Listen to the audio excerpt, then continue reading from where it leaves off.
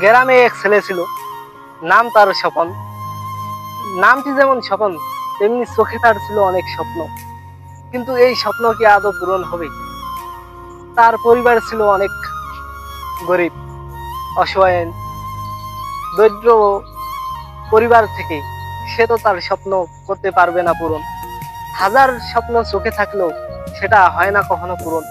অর্থ আর অভাবের কারণে পরিবারে থাকে যখন অভাব, তখন কি পূর্ণ হয় মনের আশা? এভাবে অভাবের মধ্য দিয়ে স্বপন বড় হতে থাকে।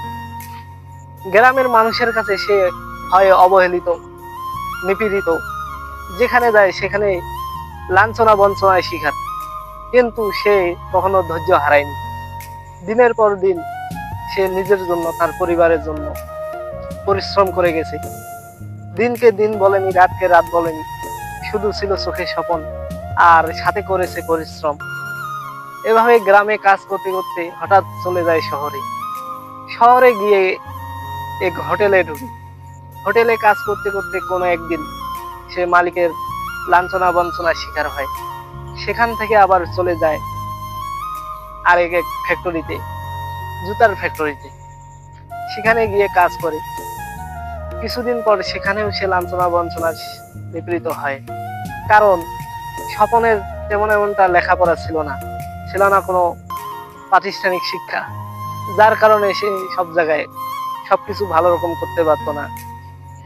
বিভিন্ন রকম মিটিং, বিভিন্ন রকম অনুষ্ঠানে, ইভেন্টে সে ভালোভাবে কোনো কিছু উপস্থাপন করতে পারতো না।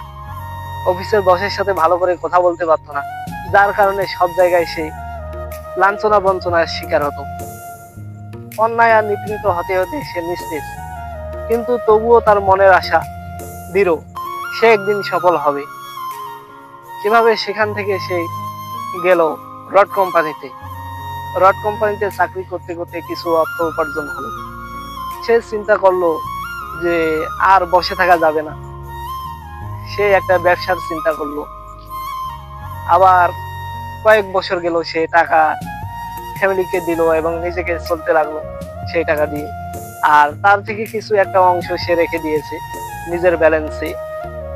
এই টাকা জমাইতে জমাইতে সে হঠাৎ করে একটা চায়ের দোকান দিল।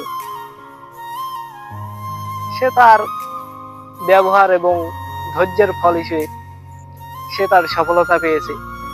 চায়ের দোকানে গ্রামে ভালোই চলতো, তার দোকানে অনেক ভিড় হতো। চায়ের দোকানে মানুষজন আসতো, খেত, শুধুমাত্র তার ভালো ব্যবহারের জন্য।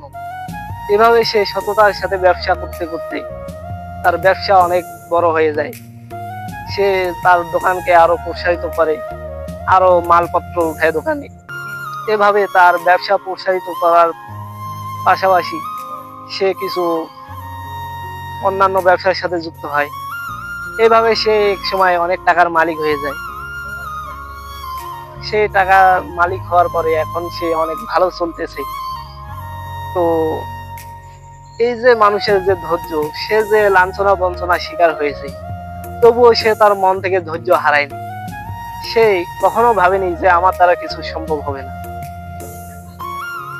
তো মন থেকে যদি ধৈর্য হারিয়ে যায়, আসলে কোনো কিছু করা সম্ভব হয় না। ধৈর্য হচ্ছে সবচেয়ে বড়। পৃথিবীতে সৎ আর ধৈর্য ধরে যে থাকতে পারবে, একদিন না একদিন সে সফল হবে।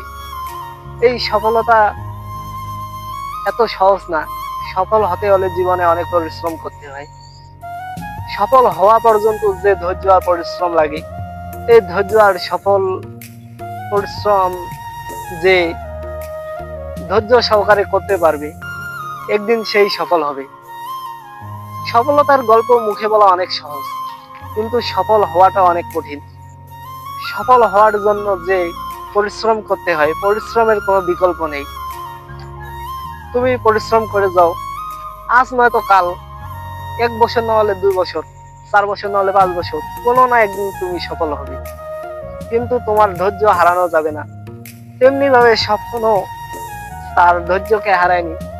সে তার পরিবারকে ভালোবাসে, সে নিজেকে ভালোবাসে, যার কারণে সে তার ধারাবাহিক ধৈর্যের ফলে এবং কঠোর পরিশ্রমের ফলে সে সফল হয়।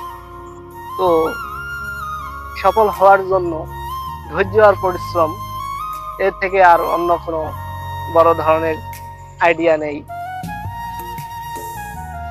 ধৈর্য আর পরিশ্রম এই দুটোকে ধরে রাখতে পারলে তবেই হতে পারবে তুমি সফল। তো এই যে আমি স্বপনের কাহিনীটা বললাম, এটা একটা কাল্পনিক কাহিনী। আমি স্বপনের মাধ্যমে আমাদের যে সফলতার গল্প আছে, এই সফলতার গল্প আপনাদের মাঝে তুলে ধরলাম।